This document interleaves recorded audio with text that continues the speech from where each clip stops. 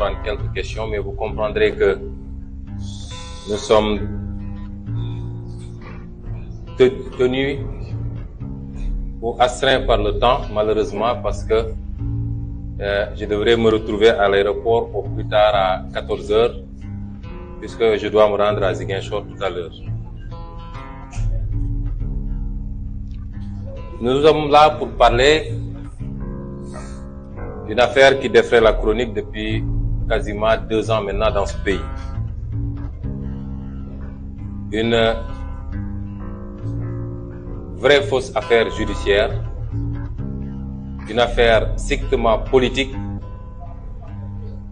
instrumentalisée par le pouvoir de Macky Sall, dans le dessein exclusif d'écarter un candidat qui de loin semble être l'un des mieux placés pour remporter la prochaine élection présidentielle au Sénégal. De quoi est-il question?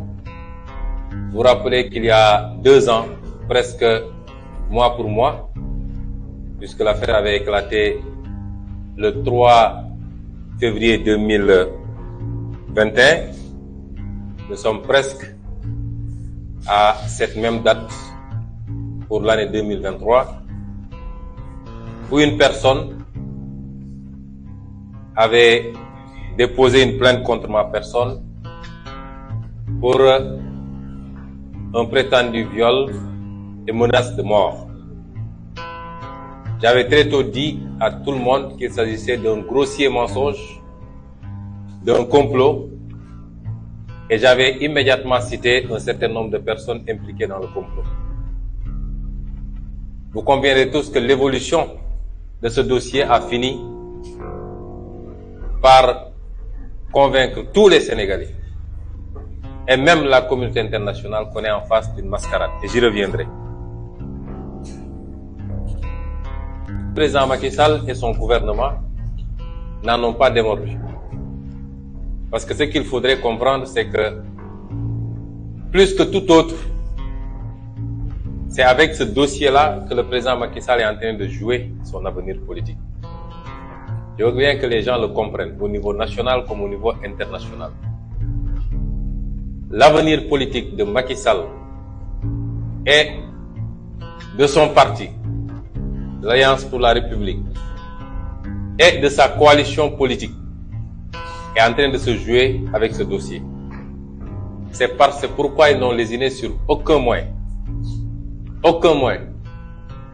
malgré l'évidence du complot dans ce dossier, malgré l'absence totale de preuves pouvant m'accabler, Macky Sall et son régime se sont agrippés parce qu'ils en font une question de vie ou de mort, au risque même d'embraser le pays.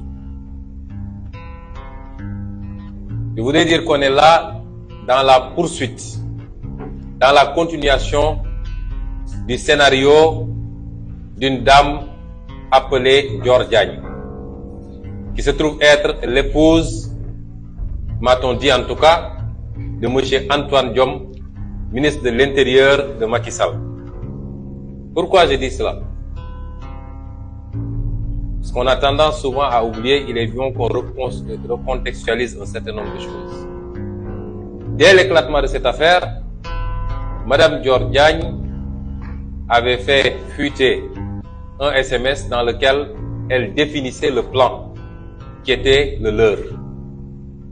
Dans ce dossier DSK, il ne faut surtout pas l'arrêter ou l'emprisonner. Le pays et les Sénégalais d'ici et de l'étranger vont manifester. Le pays sera enfermé dans un cycle. Il ne faut surtout pas l'arrêter. Il faut l'inculper, le convoquer, que les juges lui posent des questions, qu'on programme le procès et qu'on lui arrache un aveu, ne serait-ce que d'une relation sexuelle, ce qui va le discréditer définitivement aux yeux des Sénégalais. Ce message, vous l'avez tous lu et vous l'avez vu. On est exactement dans le déroulement de ce schéma qui n'a rien à voir avec un dossier judiciaire. Nous avions très tôt cité les acteurs du complot. M. Mamour Diallo, et vous avez tous entendu des audios qui l'incriminent. Vous avez entendu des témoignages qui l'incriminent. Et tout ça est entre les mains de M. Maham Diallo, que je ne considère pas comme un juge d'instruction, mais j'y reviendrai. J'avais cité l'avocat Maître Gabisso. Quand je disais tout ça en février 2021, il n'y avait pas encore tous ces éléments de preuve. C'est ça qui est important. Et par la grâce de Dieu, chemin faisant, des éléments de preuve sont sortis, jour après jour, semaine après semaine, des éléments accablants, des éléments incontestables pour venir étayer le complot et désigner les responsables de ce complot. J'avais cité tous ces gens-là. J'avais cité M. Serigne Bassirou Gueye comme étant un éminent élément, procureur de la République. Le procureur de la République, Serigne Bassirou Gueye, que j'avais cité comme étant un éminent acteur du complot. Et l'histoire l'a prouvé parce que le rapport interne de la gendarmerie a prouvé qu'il a traficoté le PV de la gendarmerie pour pouvoir me charger et y enlever des éléments à décharge. J'avais cité beaucoup d'autres éléments et j'y reviendrai. Je voudrais que les Sénégalais ajoutent à cette liste, à partir d'aujourd'hui, M. Omar Maham Diallo. Cet homme n'est pas un magistrat, c'est pas un juge, et c'est un danger pour le pays. D'abord, comment il a été choisi? Il a été choisi sur des bases de parenté, sur des bases régionalistes. Il a été choisi par Macky Sall uniquement sur cette base. Et c'est pas nouveau dans la manière de Macky Sall de conduire les choses pour venir faire le sale boulot qu'il a fait. Ensuite, pourquoi il a été choisi? Il a été choisi parce que dès l'éclatement de ce dossier, rien ne disait que M. Omar Maham Diallo hériterait de ce dossier. Il était un juge à Ziguinchor. Il était un juge à Ziguinchor. Vous savez, quand Dieu veut faire les choses, il les fait bien. Parce que rien ne pouvait faire penser que M. Samba Sall, qui était relativement jeune, allait décéder dans le temps qu'on connaît, et que peut-être Macky Sall, après avoir cherché pendant 8 mois l'homme qu'il lui fallait pour exécuter la sale besogne, allait chercher Omar Maham Diallo à Ziguinchor. Et c'est parce qu'il ne s'y attendait pas qu'il avait publié sur sa page Facebook un texte à charge contre ma personne. Un texte qui a été écrit par un militant de la l'APR qui vit, je crois, en France, qui passe tout son temps à dire du mal de moi et qui se trouverait être son beau-frère. Et un juge astreint à un certain nombre d'obligations, particulièrement dans un dossier en cours en justice, ce juge-là s'est permis de publier sur sa page Facebook un texte à charge qui me condamnait et qui m'envoyait même directement en prison. Pensez-vous qu'il soit normal 8 mois plus tard qu'on aille chercher ce même juge pour lui confier ce dossier? Et c'est pourquoi on ne pouvait rien attendre d'autre de Omar Maham Diallo. Le jour où je suis entré dans son bureau pour la première fois et que je vois que le bureau était totalement humidifié d'eau bénite ou d'eau maudite, je ne sais pas, en tout cas de safara, et quand je me suis mis en face d'un juge qui est allé se faire mettre des sparadraps et je ne sais quoi à la main, parce qu'on lui avait dit qu'il ne faut pas serrer la main à Sonko, et je n'étais pas venu pour lui serrer la main d'ailleurs, j'ai compris que ce monsieur était venu en mission commandée, qu'il ferait semblant d'instruire un dossier, mais que son ordonnance était déjà prise depuis très longtemps, et peut-être même écrite ailleurs. Je l'ai compris, et je l'ai dit immédiatement à mes avocats en disant que c'est une mascarade mais ce monsieur a déjà pris son ordonnance. Il a pris son ordonnance pour continuer un projet que Macky Sall, son ministère de la Justice et son ministère de l'Intérieur sont en train d'appliquer depuis février 2021. Bien avant ça, vous avez tous vu qu'ils ont commencé sous prétexte de faire des travaux au tribunal à mettre des barrières électriques autour de tout le tribunal pour préparer un procès alors que le juge d'instruction était en train d'instruire. Vous ne mettez pas des barrières électrifiées à Rebeuss ou je ne sais où, vous en mettez au tribunal parce que vous pensez qu'il vous faut forcer un procès et que ce serait un procès à risque. L'attitude de ce juge est déplorable et n'honore pas la magistrature.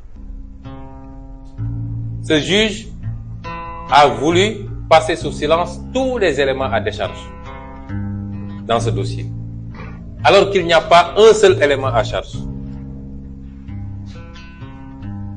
On n'a jamais vu un dossier de ce genre dans l'histoire judiciaire du monde, je dis. Un dossier qui se présente comme ça et qu'un juge d'instruction ose renvoyer. Il n'a même pas osé suivre la procédure. C'est par mail qu'il a envoyé aux avocats pour leur dire que je renvoie. C'est extrêmement grave. Comment est-ce qu'un juge peut mettre à l'écart le rapport interne de la gendarmerie? La gendarmerie, c'est un corps d'élite.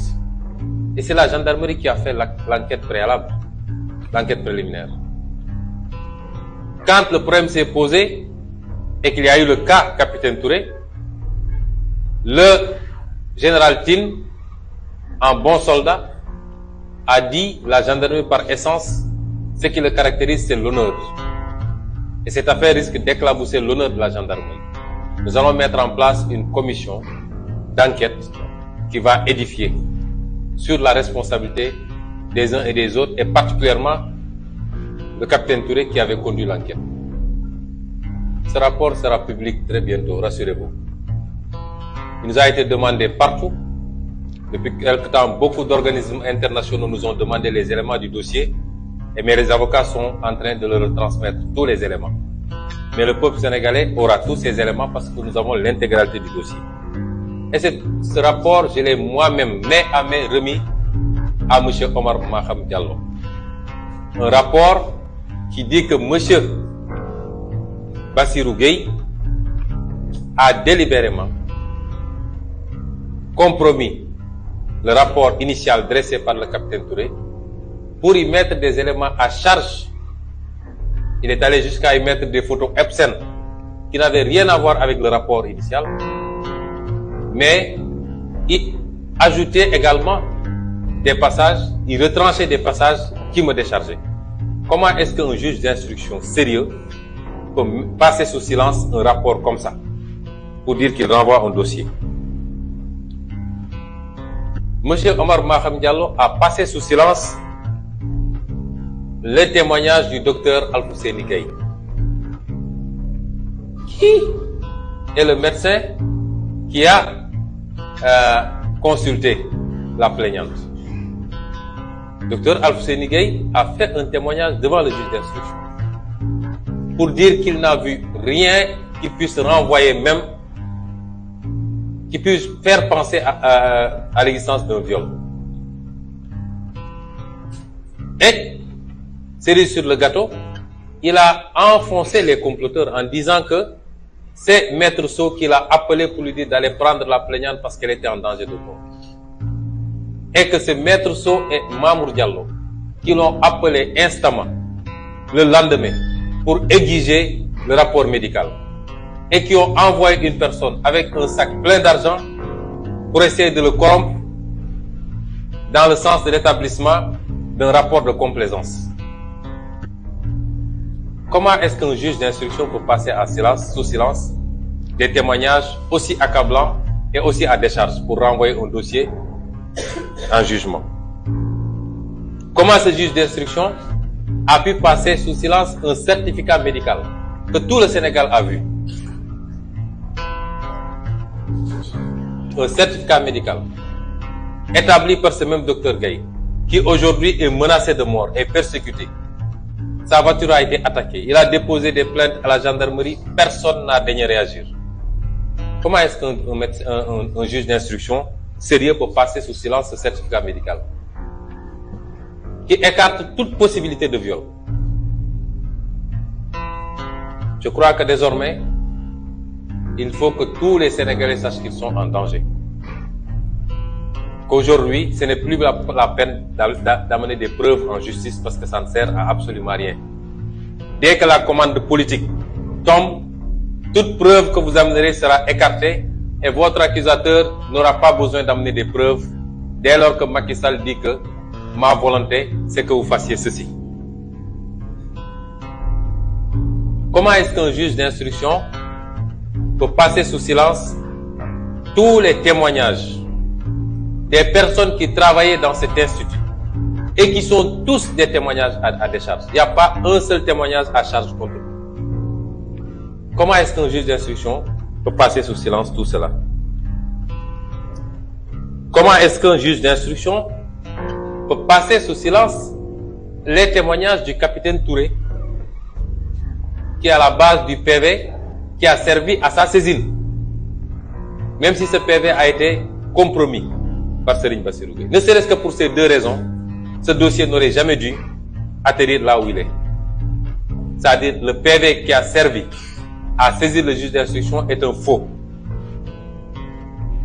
Vous ne pouvez pas instruire sur la base d'un faux. Et la deuxième chose, le juge qui a hérité du dossier est disqualifié pour le faire parce qu'il est partisan. Il avait déjà pris une position sans connaître le dossier et sans que le dossier lui soit affecté. Il avait pris une position pour m'envoyer en instruction. Comment est-ce qu'un juge d'instruction peut ignorer les témoignages du capitaine? Comment est-ce qu'un juge d'instruction peut faire l'omerta sur les éléments importants qui ont été versés par Monsieur M. Signas? Vous tous, vous avez entendu ces audios où la plaignante elle-même dit qu'il n'y a jamais eu de viol, qu'il n'y a même jamais eu de rapport sexuel, que malgré tout on lui a dit débrouille-toi pour nous chercher du sperme et venir. Et ce juge d'instruction qui convoque la plaignante sur la base des audios, qui lui fait entendre ces audios, nous avons tout le dossier dans ma machine. La plaignante lui confirme que c'est moi qui ai bien dit ça, mais je m'amusais. Vous avez entendu? Qui confirme les audios de M. Signas, dans lesquels elle-même reconnaissait qu'il n'y a jamais eu le motif qu'elle me collait. Comment est-ce qu'un juge d'instruction peut ignorer tout ça pour revenir renvoyer un dossier?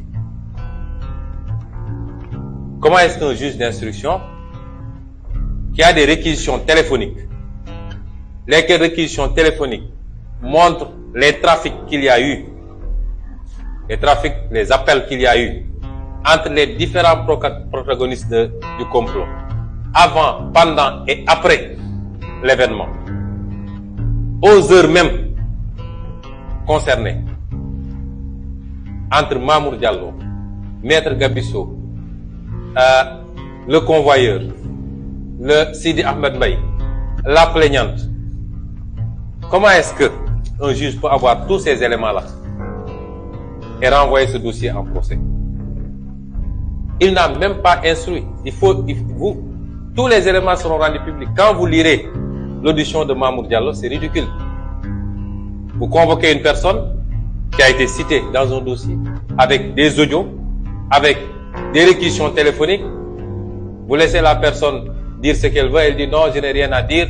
Mais s'il y a une plainte contre moi, là je viens de répondre, mais mes avocats m'ont dit de ne pas répondre. Vous la faites signer et elle part. Ça c'est de l'instruction.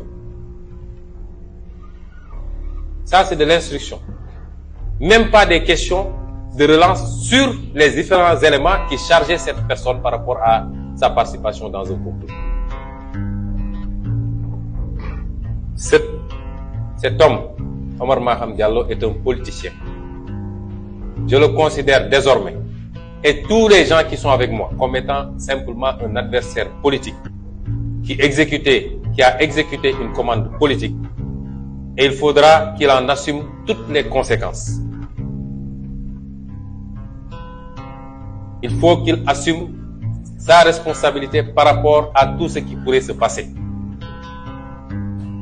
Et il faut qu'ils comprennent qu'ils rendront compte tôt ou tard. Parce qu'il faut que les magistrats de ce pays comprennent que ils n'ont pas un blanc-seing pour faire ce qu'ils veulent. Ils doivent appliquer la loi et exclusivement la loi. Notre parti politique, PASTEF, l'opposition de manière générale, souffre beaucoup du comportement des magistrats de ce pays. Aujourd'hui, notre adversaire, ce n'est plus Macky Sall. C'est des magistrats. Je ne dis pas tous les magistrats. Parce que nous n'avons pas eu affaire à tous les magistrats pour pouvoir apprécier. Et je demeure convaincu qu'il y en a qui font correctement leur travail. Mais les statistiques montrent que tous les magistrats auxquels on a eu affaire jusqu'à présent sont des magistrats qui ont exécuté des ordres qui sont dans la persécution. Hier, avant-hier et hier, j'étais au camp pénal, j'étais au pavillon spécial et hier j'étais à Rebeuss pour voir tous nos détenus politiques. Et ce qui se passe dans ce pays est innommable. Vous prenez les gens, vous les envoyez en prison pendant 7 mois. Vous ne les entendez pas dans le front. Vous ne leur posez aucune question. Vous chargez un dossier. À l'enquête, maintenant, ce qu'on dit aux gens, pourquoi vous êtes de PASTEF? Pourquoi vous êtes allé en Casamance? Ou pourquoi vous êtes de telle ethnie? C'est les questions qu'on pose aux gens dans l'enquête. Des gens qui sont de Dakar, de Saint-Louis, de Diourbel, on leur dit pourquoi tu es allé en Casamance à 2 reprises. Comme si c'était un crime d'aller en Casamance aujourd'hui. Voilà à quoi une partie de notre justice est réduite aujourd'hui. Et je dis que le principal adversaire aujourd'hui de PASTEF, de notre combat politique et de l'opposition, ce n'est pas Macky Sall. Parce que Macky Sall sait que politiquement, nous sommes beaucoup plus puissants que lui dans ce pays. C'est la justice qu'il instrumentalise pour s'attaquer à nous. Ce juge a refusé, après avoir fait tous ces dénis, notre demande, la demande de nos avocats, pour que les avocats impliqués dans ce complot soient entendus. Mais un avocat, c'est un citoyen sénégalais. On nous parle d'immunité. Mais moi, en tant que député, l'immunité d'un député n'est pas moins forte que l'immunité d'un avocat. C'est en 72 heures qu'ils sont débrouillés pour lever mon immunité. C'est unique dans l'histoire mondiale. 72 heures entre la requête du parquet, l'instruction du parquet général et la levée de l'immunité parlementaire à l'Assemblée, il leur a fallu juste 72 heures. Avec un tas de violations de mes droits. Pourquoi un avocat qui complote avec des preuves évidentes, pourquoi cet avocat-là ne serait pas entendu? C'est quoi cette histoire de corporatisme? Le corps judiciaire, de manière générale, est-il mieux protégé que tous les autres corps? Est-ce qu'un député qui a été élu par le peuple sénégalais a une immunité moins honorable et moins protégée qu'un avocat? Nos avocats ont demandé à ce que Maître Sow et Maître Diordiagne soient entendus parce que leur nom a été cité. Et avec des éléments de preuve, le juge a refusé cette requête. Et jusqu'à la dernière requête de mes avocats, c'est-à-dire que le réquisitoire définitif du procureur leur soit transmis, le juge l'a refusé pour s'empresser de prendre une ordonnance et de renvoyer et de leur annoncer ça par mail. C'est la première fois en tout cas, pour ceux qui connaissent les procédures, qu'on voit cette pratique au niveau de la justice. Et c'est cette justice, depuis que je suis en politique, cette justice a été instrumentalisée pour nous persécuter. Au jour d'aujourd'hui, je suis le seul maire qui, 10 mois après avoir été élu, est empêché de voyager pour aller travailler pour sa commune. Je suis le seul maire. Même pour aller en Casamance, je ne peux pas passer par la route. Au lendemain la fête de fin d'année, puisqu'on avait des problèmes de réservation d'avion. J'ai dû mettre toute ma famille dans les véhicules pour qu'ils viennent par la route. Et moi, j'ai dû aller tout faire pour avoir un billet d'avion. Parce que je n'ai pas le droit de traverser la Gambie pour revenir à Dakar.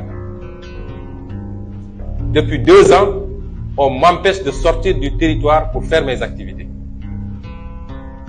Et il y a 20 jours, mes avocats ont déposé une autorisation de sortie du territoire parce que je devais me rendre en Guinée, Conakry, au Burkina Faso, au Mali et en Côte d'Ivoire dans le cadre de mes activités politiques. Jusqu'à ce jour, même pas une réponse. Ce qui est grave. Parce que l'administration doit répondre au moins au courrier qu'on lui dépose. Depuis que je suis en politique, je suis systématiquement persécuté par cette justice. Vous l'avez vu lors de ma radiation en 2016. Injustement privé de mon travail. Et tous les éléments sont là pour prouver que j'avais raison. Mais jusqu'à la Cour suprême, sans motivation valable, ils ont rejeté mes recours. Vous avez entendu le dossier des 94 milliards. Qu'ils essaient même de retourner contre moi. Et c'est ce même procureur de la République, M. Amady Diouf, qui avait préféré classer sans suite quand il était à la chambre d'accusation. Alors qu'il y a un rapport de l'OFNAC. Et ironie du sort, il se retrouve maintenant procureur de la République, il a un rapport de l'OFNAC sur sa table qui dit que tout ce que M. Sonko a dit est vrai et qui exige, qui recommandait l'ouverture d'une instruction contre tout ce beau monde. Le procureur de la République ne veut pas instruire. Vous avez vu tous les cas d'assassinat qu'il y a eu contre nos militants. Aucune instruction. Aucune enquête. C'est le rapport du département d'État américain qui vient dire que l'État du Sénégal est responsable au moins des 10 morts sur les 14 de 2021. Le président Macky Sall avait dit qu'une commission allait être mise en place. Où est cette commission? Parce qu'ils savent que c'est eux qui ont assassiné ces enfants. Et ils n'osent pas enquêter sur la question. C'est la même chose avec les derniers assassinats à Ziguinchor et à Bignona. Et vous avez vu le petit procureur de Ziguinchor là qui fait le petit malin. Vous avez une contre-expertise qui vous dit que la personne a été tuée par balle. Vous saisissez un juge d'instruction pour lui dire « Faites une enquête pour me dire le genre de mort ». C'est quoi ça? Et le juge d'instruction a raison de refuser d'instruire. Il a raison de refuser d'informer. Parce que c'est des mascarades. Et tout ça, nous en sommes victimes. Quand nous saisissons la justice ne bouge jamais. J'ai parlé des 94 milliards. J'ai déposé des plaintes contre M. Mamour Diallo. Aucune réaction. Contre Maître Gabisso. Aucune réaction. Contre la plaignante Adji Sarr. Aucune réaction. Contre Serigne Bassirou Gueye. Il n'y a que sur ce dossier que le parquet général a transmis le dossier à la DIC qui m'a appelé pour confirmer ma plainte. Tous les dossiers que nous déposons, nous, la justice fait le mourant et laisse le dossier mourir de sa belle mort. Mais dès lors qu'il y a un dossier qui nous concerne, mais je n'ai jamais compris cette précipitation-là. Par exemple, ce faux dossier de diffamation d'un homme que je ne veux même pas nommer. Mais si vous voyez la diligence avec laquelle le parquet s'est emparé du dossier, ils n'ont même pas osé dire à la personne de faire une citation directe. C'est une citation du parquet. Et il y a 3 jours, c'est à 6 heures du matin que les policiers de la DIC se sont présentés chez moi pour prétendument nous donner une convocation, bien après délai d'ailleurs. Bien après délai. Mais nous, quand on dépose une plainte, la justice n'instruit jamais. Ou alors préfère classer sans suite. Et quand vous parlez, on dit oui, il s'attaque aux magistrats, il s'attaque à l'institution. D'ailleurs, les magistrats ne sont pas l'institution judiciaire. Il faut faire la part des choses. C'est un corps. Ce n'est pas l'institution judiciaire. Et je ne me suis jamais attaqué à tous les magistrats parce que, comme je le dis, j'ai beaucoup de connaissances dans la magistrature et je demeure convaincu qu'il y en a d'excellents et de sérieux. Mais qui peut réfuter ces faits? Quel est le magistrat qui peut réfuter les faits que je viens de dire? Tous les magistrats que vous rencontrez vous disent que ce que vous dites c'est vrai. Nous connaissons le mal de la justice. Nous connaissons les problèmes qu'il y a. Mais ils préfèrent le dire dans les couloirs. Donc, je veux dire aux Sénégalais qu'aujourd'hui, nous avons un adversaire politique et c'est une partie de la justice sénégalaise et il faut y ajouter dans cette liste désormais M. Omar Maham Diallo. Je voudrais conclure pour dire aux gens, à tous les Sénégalais, ce que j'avais dit en 2021 et je le réitère. J'ai toujours invoqué mon droit légitime, constitutionnel à la résistance, moi, Ousmane Sonko. Et jusqu'à la fin de ma vie, je résisterai. Nous n'accepterons jamais l'injustice. Personne ne peut m'empêcher, s'il plaît à Dieu, d'être candidat en 2024. Et je ne vois pas le juge qui va me condamner à 5 ans d'emprisonnement dans ce dossier-là. Que chacun assume sa responsabilité parce que les gens sont dans leur bulle, ils font leur conciliabule, ils manipulent des textes, ils font dire ce qu'ils veulent à la loi et ils pensent que ça va continuer à passer dans ce pays. Trop, c'est trop. Il faut arrêter. Tous les gens qu'ils ont jetés en prison, c'est des pères de famille communs. C'est des fils de quelqu'un commun. Vous ne pouvez pas prendre des gens pour les envoyer en prison sans aucune base et vous rentrez tranquillement chez vous, retrouver votre femme et votre enfant. C'est ces frustrations cumulées qui peuvent conduire ce pays à des situations qu'on ne souhaite pas. L'injustice est le nid de tous les comportements agressifs. Nous avons toujours appelé à la paix. Dans un pays, la justice est le dernier rempart de la stabilité sociale. Lorsque cette justice s'agenouille, lorsque cette justice s'aplatit devant le pouvoir exécutif, il n'y a plus de rempart contre l'injustice. Et je voulais dire également que pour nos vis-à-vis de l'affaire, je ne parle même pas de Benno Bokk Yakaar, ce pays-là, nous l'avons en partage. Il y a des choses qui se passent depuis trop longtemps, ça ne peut pas continuer.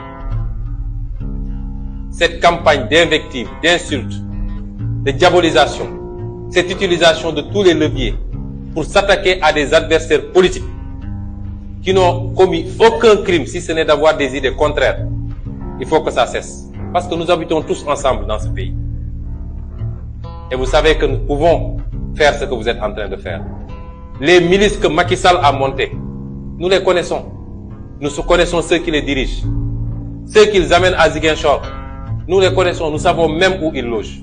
C'est dans ce pays que vous voyez des milices qui ont été entraînées, qui circulent avec des grenades lacrymogènes et des armes, qui les utilisent devant les forces de l'ordre et personne ne bouge. Aucun policier n'ose les arrêter. C'est ça le régime de Macky Sall. Et au-delà, enfin, rappeler aux Sénégalais aussi qu'il faut qu'on évite les diversions. Nous mènerons les combats que nous devons mener. Mais tout ça, c'est pour faire oublier le rapport de la Cour des comptes et les autres à venir. Parce que le Sénégalais est très émotif, il a tendance à oublier rapidement. Tout ça, c'est pour faire oublier le rapport de la Cour des comptes. Et depuis quelques jours, depuis 2 ou 3 jours, d'ailleurs, même la presse a oublié, n'en parle plus. Or, c'est ça le vrai problème du Sénégal. C'est ça qui justifie la situation catastrophique que nous vivons. Tout ça, c'est pour faire oublier la hausse des prix. On augmente tous les prix dans ce pays. L'électricité, le carburant, tout ce que vous voulez. On veut que vous, les Sénégalais, vous oubliez cela. Et que vous continuiez à souffrir, mais à rester à commenter sur d'autres choses. Tout cela, c'est pour faire oublier cette série tragique d'accidents avec son lot de morts qui engage la responsabilité directe de l'État, puisque c'est une mauvaise politique en matière de parc automobile, en matière d'infrastructure routière, en matière de contrôle technique qui nous conduit à cette situation-là. C'est ça l'objectif. Et il ne faudrait jamais, certes, ce combat est important pour nous tous. Mais il ne faudrait jamais qu'on l'oublie, la grande question de l'heure. Et je voudrais terminer pour dire que nous allons continuer nos activités parce que nous préparons 2024. La semaine prochaine, dès mon retour de Ziguinchor, Inch'Allah, je reprends le Nemmekou Tour, mais nous invitons tous les patriotes et tous les sympathisants au méga meeting de ce dimanche à Keur Massar. mbokk yi ñu ngi leen di gërëm di leen sant woote woon ndaje bi pour waxtaan ci li nga xam ne moo xew ci réew mi. li xew ci réew mi mooy coow loo xam ne taaloon na réew mi ñaari at ci gannaaw. réew mi yëngu ba ñëpp jàppoon ni nguuru Macky Sall sax dina rot te bu ñu wéyaloon defe naa nguur gi rot na. coow li yëngaloon réew mi ba fukki bakkan ak ñeent rot ci lu mat juróom benn téeméer 600 ci ay nit gaañu ci ñii seen bët ñii seen loxo ñii seen tànk ñu ne lu mel nii musuñu gis mu am Sénégal wala mu toll noonu. yàlla def ci ndox mu sedd jaarale ko ci ay intervention yu amoon fii Sénégal yépp jàppoon ni nag bu ñu génnee ci loolu kii nga xam ne moom la ñu dénk réew mi muy Macky Sall dina bàyyi tappale yi ak caaxaan yi bàyyi justice àttekat yi muy utiliser pour xeex ay adversaire politique am bàyyi alkaat yi muy dooleel ne leen dal leen ci kaw citoyen te xam ni liñ ko fi tegee mooy defar réew mi jubboole sénégalais yi wàññi seen coono dem ci anam gu rafet ñépp loolu la ñu gëmoon. waaye ñu gis ni ndekete moom bi mu génnee ci loolu gàcce la ko def ci boppam. gàcce la def ni dafa amoon defet ne nag xaaral ma dem fagaru defaraat sam bopp. moo tax ku dem seeti ko rek dégg naa booy dem dafa ne est-ce que xam nga ne li fi amoon dootu fi am. dem ne ma ngay dem uti doole pour ñëw delloo si waat mbir mi fañ ko tegoon. moo tax ku yeewoo Sénégal rek war ngaa am lu la bett fi mu toll nii parce que ñëpp jàppoon nañu bu ñu génnee ci mars 2021 Macky Sall dina seet li des ci nguuram mu xool nu mu koy rafetalee ba dem ci anam yu gën a rafet bàyyi fi réew mi ni mu ko fi fekkee woon te bañ fee yee fitna goo xam ne dina juraat ay bakkan ak leen ak leneen. rax ci dolli kenn xalaatul woon ni dina toogaat ba ñuy wax fii Sénégal coowal ñetteelu mandat surtout nag mu jógee ci Macky Sall nga xam ne moom bokk na ci ñi gënoon taxaw fii di xeex Ablaye Wade ne warul am ñetteelu mandat. kon tey Sénégal kuy wax ngir yàlla kese am nga lu la jaaxal am nga lu la naqari am nga lu la bett ak lu la rusuloo te mi ngi jógee ci Macky Sall ak ay ñoñam. fañ ko tegoon et vous savez que nous pouvons avec son lot de morts qui engage la responsabilité directe de l'État puisque c'est une mauvaise politique en matière de parc automobile, en matière d'infrastructure routière, en matière de contrôle technique qui nous conduit à cette situation-là. C'est ça l'objectif. Et il ne faudrait jamais, certes ce combat est important pour nous tous, mais il ne faudrait jamais qu'on l'oublie la grande question de l'heure. Et je voudrais terminer pour dire que nous allons continuer nos activités parce que nous préparons 2024.